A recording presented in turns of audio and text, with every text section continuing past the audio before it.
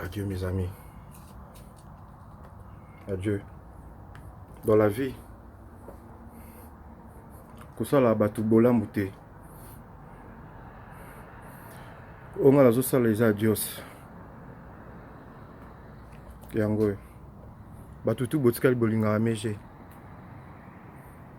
Amwa mabe. Andumba ponanga. Mutu sa bosanga makambo meyete. Naza libanda.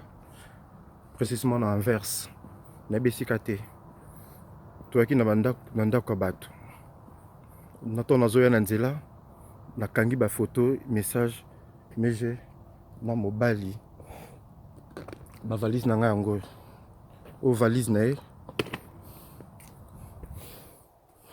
O valise na nga.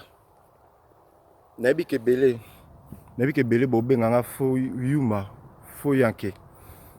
Nayebi. Mais eya mutema.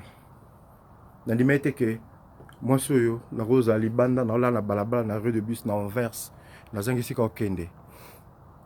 Parce que yeba protégé, parce que na menacé na obeta ye. Parce que na obomé. Et pourtant na obomé te na besoin to sola. Pas autre cham no makasabi omoni yango. Obo omoni osko na sa anonyme. Yango. Adieu mes amis.